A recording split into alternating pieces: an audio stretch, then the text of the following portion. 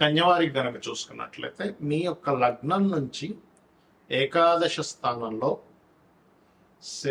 గురువు, శుక్రుడు, బుధుడు 3 గ్రహాలు జూలై 5 వరకు కలిసి ఉంటాయి. జూన్ 23వ తేదీ నుంచి జూలై 5వ తేదీ వరకు కలిసి ఉంటాయి 3 గ్రహాలు.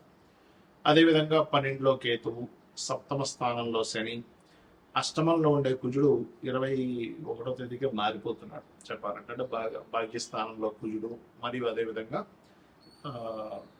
6వ స్థానంలో రాహు ఈ రకంగా సంచారం ఉంది. మరి దశమంలో రవి. అయితే ఈ యొక్క గ్రహస్థితిని అనుసరించి మీకు ఎలాంటి ఫలితాలు జరగనున్నాయి 3 శుభగ్రహాల కలయిక మూలంగా అనేటువంటి అంశాలు చెప్తుంది నేనైనప్పటికీ చెప్పిస్తుంది సాక్షాత్ లలిత అమ్మవారిగా భావిస్తూ లలితాంబిక అమ్మవారి యొక్క అనుగ్రహం మీకు పరిపూర్ణంగా కలగాలని మనస్ఫూర్తిగా కోరుకుంటూ, ఇక్కడ ఎప్పుడైతే లాభంలో 3 గ్రహాలు ఉన్నాయో, శుభగ్రహాలకి లాభస్థానం కూడా మంచిదే. అయితే అందులో శుక్రుడు ఒక్కరికి మాత్రం లాభస్థానం ఉండడం మంచిది కాదు. దీనివల్ల కొంచెం జీవిత భాగస్వామితో చిన్న చిన్న ఎడబాట్లు ఇలాంటివి కూడా ఉంటాయి. ఎందుకంటే 12లో కేతు ఉన్నాడు, మరలా మీకు 5వ తేదీ తర్వాత కేతు వచ్చి శుక్రుడితో కూడా కలుస్తారు, శుక్రుడు వచ్చి కేతుతో కలుస్తున్నారు. అయితే వ్యాపార లాభాలకు మాత్రం చాలా బాగుంటుంది ఈ కాంబినేషన్ అనేటువంటిది. వ్యాపార లాభాలకి, మరియు ఏదైనా ఇంట్లో కోసం మనం చూడండి ఒక్క శుభకార్యం కూడా జరగట్లేదు అని మనం బాధపడుతూ ఉంటారు కొంతమంది. అటువంటి విషయాలకు కూడా చాలా అనుకూలంగా ఉంది. మరియు సంతాన యోగానికి, ఇష్టపడిన వారిని వివాహం చేసుకోవాలనే ప్రయత్నం సఫలీకృతం అవుతుంది మీకు. సప్తమంలో పంచమ షష్టమాధిపతి అయినటువంటి శని సప్తమంలో ఉన్నప్పటికీ దానికి గురువు బుధ శుక్రులతో కలిసినటువంటి గురువు యొక్క దృష్టి అనేటువంటిది పార్ట్నర్స్తో లేదా జీవిత భాగస్వామితో గతంలో ఏర్పడిన చిన్న చిన్న మిస్అండర్స్టాండింగ్స్, కొన్ని ఇబ్బందులు కూడా తొలగుతాయి దీని మూలంగా. అయితే మీరు ఎట్టి పరిస్థితుల్లో కూడా 12వ స్థానంలో కేతు ఉన్నందుకు ఇన్వెస్ట్మెంట్స్ విషయంలో 1కి 4 సార్లు ఆ ఇన్వెస్ట్మెంట్స్ చేసే విషయంలో, అది షేర్ మార్కెట్ అనుకోండి. షేర్ మార్కెట్ అంటే మీ జన్మజాతకంలో 2, 5, 8, 11 స్థానాధిపతుల యొక్క కలయిక బాగుంటూ మీకు ఒక నీచభంగ రాజ్యయోగం కానీ విపరీత రాజయోగం కానీ ఉండాలి, గుర్తుపెట్టుకోండి. అదేవిధంగా కాస్త తండ్రి గారి ఆరోగ్య విషయంలో, తండ్రి గారికి ఏదైనా బీపీ లెవెల్స్ ఉన్నట్లయితే అవి కాస్త చూసుకోండి. అలాగే ఇంకొక విషయం ఏంటంటే ఈ 11లో ఉండేటువంటి గ్రహాలు కొత్తగా అంటే మీరు చేస్తున్నటువంటి వ్యాపారంలో ఇంకొంతమంది చూడండి ఇంకో ప్లేస్లో పెడతారు. అంటే ఎక్స్పాన్షన్ అంటూ ఉంటారు. అంటే ఎక్స్పాండ్ చేయడానికి అనుకూలంగా ఉంది ఇప్పుడున్నటువంటి గ్రహస్థితి. ఇక మీరు నిత్యము చేయవలసిన దేవత ఆరాధన కూడా వెంకటేశ్వర స్వామి యొక్క ఆరాధన చేయండి. మరియు అదేవిధంగా శని, రాహువు, కుజుడు, కేతువు గ్రహాల దగ్గర దీపారాధన చేయడానికి చాలా బాగుంటుంది. గ్రహాల యొక్క కలయిక ఏదైతే ఉందో ఇది గోచారంలో ఉన్నప్పుడు ఇచ్చే ఫలితాలు, జన్మజాతకంలో ఉండేటువంటి ఫలితాలు ఉంటాయి. మనకి లగ్నం నుంచి 12 భావాల్లో అంటే లగ్నము, ధనస్థానము, పరాక్రమ స్థానం అంటే సిబ్లింగ్ స్థానము, చతుర్థం అంటే గృహస్థానము, సంతాన స్థానము, రుణరోగ శత్రుస్థానము, వివాహము, జీవిత భాగస్వామి స్థానము, ఆకస్మిక సంఘటనలు, తండ్రి, ఉన్నత విద్యలు, అదేవిధంగా వృత్తి, వ్యాపారాలు, లాభాలు, ఇన్వెస్ట్మెంట్స్, ఈ స్థానాల్లో శుభగ్రహాలు కలిసి ఉన్నాయో పాపగ్రహాలు కలిసి ఉన్నాయా అనేటువంటి చూడాలి. ఎందుకంటే ఇప్పుడు మన గోచారంలో వచ్చినటువంటివి ఏంటంటే ఇది కాలంలో అనుకూలించడం వల్ల, అంటే గవర్నమెంట్ ఏదో ఒక స్కీమ్ పెట్టింది, లేకపోతే ఒక బట్టల షాప్ ఏదో స్కీమ్ పెట్టాడు, పర్మనెంట్గా 365 రోజులు స్కీమ్ పెట్టగా ఒక సీజన్ అంటాడు, ఈ మాసంలో ఈ ఆషాఢ మాసం సేల్ అంటాడు. అలాగా ఈ గోచారంలో ఉండే గ్రహాలు ఏంటంటే ఫలానా సమయంలో ఇప్పుడు వరకు మనం చెప్పుకున్నాం గురువు, శుక్రుడు, బుధుడు కలిసి ఉన్నారు, మీ భావం నుంచి మీ లగ్నం నుంచి ఈ స్థానంలో ఉన్నాడు కాబట్టి ఈ ఫలితాలు మీకు అనుకూలిస్తాయని. కానీ దీనికంటే ముఖ్యంగా మీ జన్మ జాతకంలో ఒక గ్రహం ఒక రాశిలో ఉన్నందుకు ఒక ఫలితం ఇస్తుంది, ఒక నక్షత్రంలో ఉన్నందుకు ఒక యోగాన్ని కలిగి ఉంటుంది. యోగము అంటే ఇంకో గ్రహంతో కలయిక, అది రాశితో కలయిక, నక్షత్రంతో కలిసి ఉందా, లేకపోతే ఇంకొక గ్రహంతో కలిసి ఉందా అనేటువంటి చూడాలి. అది ఒక గ్రహంతో కలిసి ఉందా, 2 గ్రహాలతో కలిసి ఉన్నాయా, 3తోనా, కొంతమందికి 8 గ్రహాలు అష్టగ్రహ కూడమిలో కూడా పుడతారు. అష్టగ్రహ కూడమి ఈజ్ వెరీ రేరెస్ట్ థింగ్ అన్నమాట. సో అలాగా మీ జన్మజాతకంలో ముఖ్యంగా మీరు గమనించుకోవాల్సింది ఏంటంటే 2 గ్రహాలు, అవి శుభగ్రహాల పాపగ్రహాల గుర్తుపెట్టుకోండి.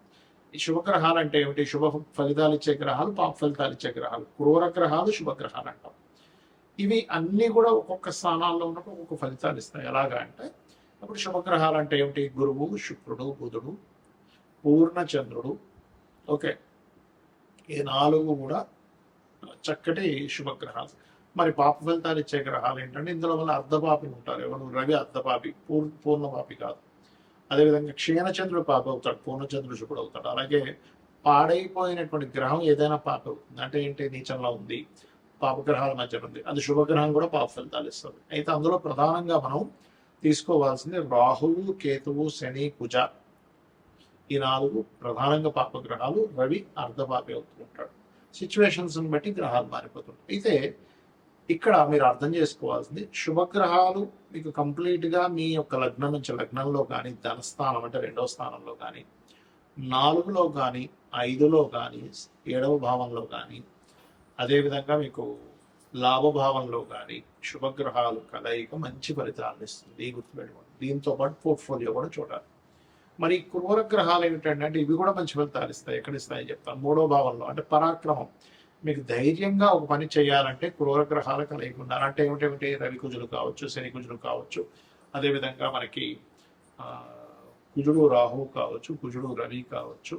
ఇలా ఇప్పుడు నేను చెప్పినటువంటి గ్రహాలు ఏవైతే రాహువు, కేతువు, కుజుడు, రవి అండ్ పాప ఫలితం, పాప సంబంధం కలిగిన గ్రహం, ఇవి ఏం చేస్తాయంటే వెరీ క్లియర్గా ఇవి మీకు 3లో ఉన్న, 6వ భావంలో ఉన్న, 3లో ఉంటే పరాక్రమాన్ని ఇస్తుంది, ధైర్యంగా ఒక స్టెప్ తీసుకోవడానికి ఇస్తుంది.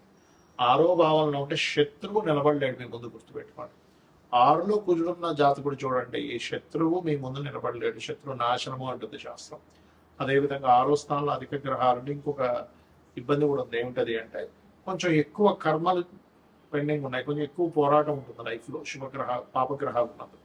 కాకపోతే పోరాడేటువంటి శక్తిని కూడా ఆ గ్రహాలు ఇస్తాయి. గుర్తుపెట్టుకోండి. అలాగే దశమంలో కూడా పాపగ్రహాలు మంచిది. ఎందుకంటే దశమం కూడా కార్యం చేయడానికి ఉండేటువంటి ఫలితాన్ని ఇచ్చేటువంటి స్థానము. సో ఎప్పుడైతే దశమ స్థానంలో పాపగ్రహాలు ఉన్నాయో, క్రూర గ్రహాలు ఉన్నాయో, అది ఇచ్చేటువంటి రిజల్ట్ ఏమిటి అని చెప్పి చూసుకున్నట్లయితే ఖచ్చితంగా అది కూడా మంచి ఫలితాలను ఇస్తుంది. ఇచ్చింది చెప్తున్నందులో ఎటువంటి సందేహం లేదు. అలాగే మరొక విషయం ఏంటంటే ఇక్కడ గమనించినట్లయితే ఇక్కడ మరి లాభంలో ఏంటంటే శుభగ్రహాలు, పాపగ్రహాలు రెండూ ఫలిస్తాయి. మరి 12వ స్థానంలో ఉండేటువంటి గ్రహాలు ఒకవేళ శుభగ్రహాలు ఉంటే, పాపగ్రహాలు ఉంటే ఏంటంటే అది కంఫర్ట్, విదేశాలకు వెళ్ళేటువంటి విషయం, ఇన్వెస్ట్మెంట్ చేసేటువంటి విషయం. అంటే 12వ స్థానంలో ఉండేటువంటి గ్రహాలు ఒక్కోసారి శుభగ్రహంతో, శుక్రుడితో చేసిన పాపగ్రహాలు అనుకోండి, అలవాట్లు కొంచెం వ్యసనాలు అలవాట్లు ఎక్కువ అవుతుంటాయి. అంటే వ్యసనాలని, ఇన్వెస్ట్మెంట్స్ని, అదేవిధంగా మీరు విదేశాలకు వెళ్ళేటువంటి అంశాన్ని 12వ భావం చెప్తుంది. కాబట్టి ఆ యొక్క విషయంలో జాగ్రత్తగా. మరి 2వ స్థానంలో శుభగ్రహాలు ఉన్నాయి, మంచి ధనవంతుడు అవుతాడు. కలయికి ఎక్కువ గ్రహాలు, శుభగ్రహాలు కలయి. పాపగ్రహాలు కలయిక ఉందనుకోండి, కుటుంబ సభ్యులతో ఎప్పుడూ ఏదో ఒక పేచి, కుటుంబ సభ్యులు ఇతనికి సపోర్ట్ చేయకపోవడం, లేకపోతే ఇతను కుటుంబ సభ్యులతో కలవలేకపోవడం అనేటువంటిది జరుగుతూ ఉంటుంది. కాబట్టి ఎప్పుడూ కూడా శుభగ్రహాలు, పాపగ్రహాలు రెండూ మంచివే, కానీ అవి ఎక్కడ ఉంటే ఎటువంటిది అనేటువంటిది చూసుకోవాలి. ఎలా అంటే ఇప్పుడు చిన్న ఎగ్జాంపుల్ చెప్తానండి. మాకు మెడ ఉంది, మెడ దగ్గర మూవింగ్ అయ్యేటువంటి మజిల్ ఉండాలి. అంతేగాని స్టిఫ్గా ఈ చేయి దగ్గర ఉన్నట్టుగా స్టిఫ్గా ఉండేది ఉంటే ఇక్కడ పనికిరాదు. ఎందుకంటే ఎటు చూడలేము, తిరగలేము, మాట్లాడలేము, అటు ఇటు తిప్పలేము. అంటే ఇది మూవింగ్ అయ్యేలా ఉండాలి, అంతే కదా. కాళ్ళకి, మోకాళ్ళ దగ్గర మూవ్ అవ్వాలి, కానీ కింద కాళ్ళు, పై భాగం తొడ దగ్గర మూమెంట్ ఉండకూడదు. ఎందుకంటే అక్కడ ఉంటే మనిషి నిలబడలేడు. అంటే మన యొక్క శరీర భాగాలలో ఎక్కడ మీకు బెండ్ అవ్వాలి, ఎక్కడ బెండ్ అవ్వకూడదు అనేటువంటి సిస్టమ్ ఎలా అయితే భగవంతుడు క్రియేట్ చేశాడో, గ్రహాలు కూడా పరాక్రమం ఉండాలా వద్దంటే ఉండాలి. అప్పుడు 3వ గ్రహంలో పాపగ్రహాలు ఉండాలి. శత్రువుపై జయం ఉండాలా లేదా, కాంపిటేటివ్గా తీసుకోవాలా లేదా, కాంపిటీషన్గా ఫీల్ అవ్వాలా లేదా అంటే 6వ భావంలో పాపగ్రహాలు ఉండాలి. అది చాలా మంచిది. మరి ఎటువంటి ఒడిదుడుకులు వస్తున్నా నేను కెరీర్లో నిలబడాలంటే దశమంలో పాపగ్రహాలు ఉండాలి. అయితే సహజంగా ఈ పాపగ్రహాలు 3, 6, 12 దశమ స్థానాల్లో ఉంటే చాలా మంచిది, లాభస్థానంలో ఉంటే కూడా మంచిదే. కానీ శుభగ్రహాల ప్లేస్లో శుభుడు, పాపగ్రహాల ప్లేస్లో పాపలు ఉన్నప్పటికీ కూడా పోర్ట్ఫోలియోస్ అంటాయి. అంటే ఏమిటి? ఆ పాపగ్రహాలు మీకు అక్కడ మంచినిస్తుందా లేకపోతే ఇబ్బందినిస్తుందా అంటే ఎలాగా? 6లో పాపగ్రహాలు ఉన్నాయండి, కానీ అవి ఎప్పుడు ఏదో ఒక కోర్టు కేసుని, గొడవలనే చూపిస్తుంది అనుకోండి, అది ఇంకా పెద్ద తలనొప్పి కదా. అందుకని మీరేం చేయాలి? ఎక్కువగా మీకు గొడవలు అవుతున్నాయి, 6లో ఉండే పాపగ్రహాలకు సంబంధించిన దానం ఇవ్వండి. ఎందుకంటే పూర్వజన్మ కర్మస్థానాధిపతి 6వ స్థానం. అంటే మీ డైలీ లైఫ్ ఎలా ఉంటుందని చెప్పేది 6వ భావము. గొడవలు అవుతున్నాయి, అప్పులు అవుతున్నాయి, ఎప్పుడు ఏదో ఒక ఘర్షణ ఉంటుంది నా లైఫ్లో అన్నప్పుడు మీ లగ్నం నుంచి, అంటే మీది మేషం నుంచి మీనం వరకు ఏ లగ్నమో తెలుసుకొని అక్కడి నుంచి 6వ స్థానంలో ఉండే గ్రహాలకు దానం ఇవ్వండి. 5వ భావంలో ఉండే గ్రహానికి సంబంధించిన మంత్రం చేసుకోండి. అన్ని విధాలా మీకు బాగుంటుంది. శ్రీమాత్రేయ నమః.